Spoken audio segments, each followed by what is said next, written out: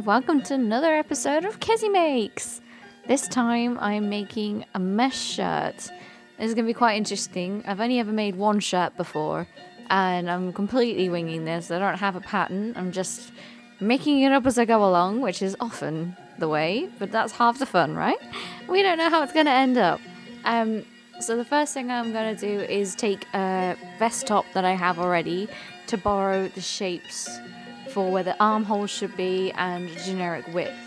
After that, I'm going to go ahead and sew along all the side seams, attach the shoulders and stick it onto the mannequin so I can have a look at how it's fitting.